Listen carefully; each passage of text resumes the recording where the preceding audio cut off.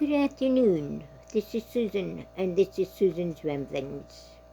Today I have some hints for you. Things that I've found in the past 50 years of my cooking journey that works for me. They may not work for you, but I'm just telling you what I do. And then I'm leaving it up to you. Always undercook pasta. Or finish cooking in the sauce. Not salt, sauce. Have a waste bowl when cooking.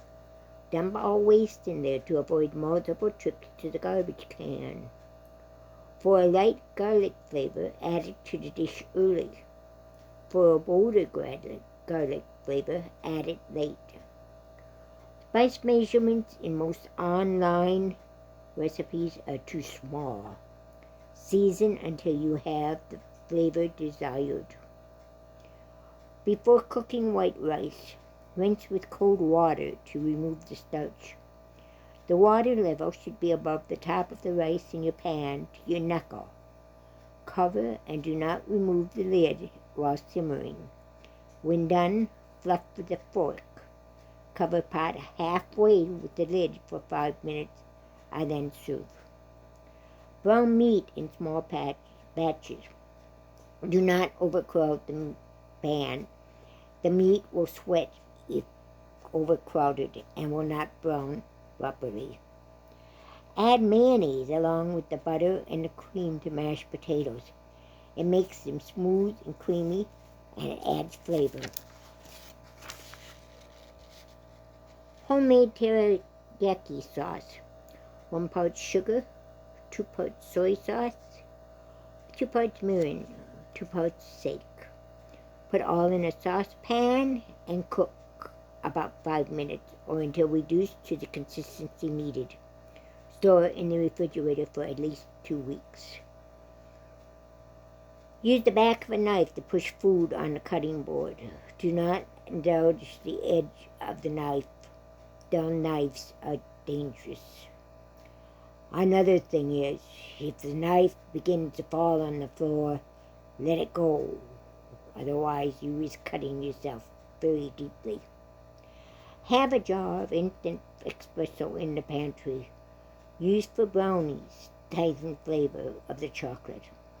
Using gravies for flavor boost and to darken the gravy. Use with brown sugar and coconut oil for hand scrub. When using fresh herbs during cooking, add them about 5 to 15 minutes before the dish is done. When using dried herbs, add earlier in the cooking process. They need longer time to release their oils. And also, when using dry herbs, rub between your thumb and your finger to release the oil. Add pureed or shredded carrots to tomato sauce. Cut the acidity without adding sugar. Use Kraft macaroni and cheese packets on popcorn. Add a pinch of salt to hot cocoa mix. Only hot cocoa mix, milk, and salt. Add butter to tomato sauce and allow to simmer. Try adding some horseradish to mashed potatoes, especially the garlic mashed potatoes.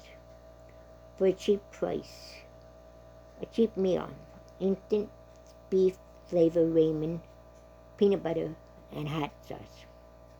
When making a grilled cheese, swap off the butter for a light layer of mayo and a sprinkling of garlic salt. Add a slight amount of soy sauce to tuna salad or chicken salad. It adds an extra salty tanginess to them. Freeze overripe bananas, then thaw.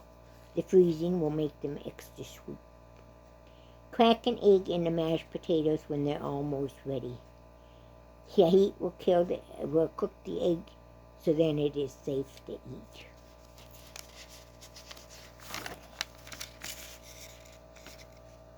Use cream cheese in macaroni and cheese sauce. You can't taste it, but the sauce will stay moist and thick and will not be absorbed into the pasta. Add a small amount of mayonnaise to beaten eggs before scrambling them or when making an omelet. Makes your eggs light and fluffy. Add in a pinch of baking soda and cut cooking time in half for grit or polenta.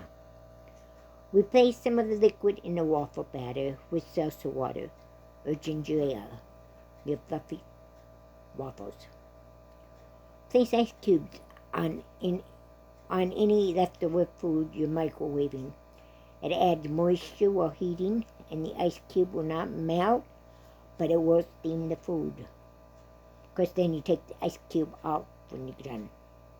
Make your own flavored butter.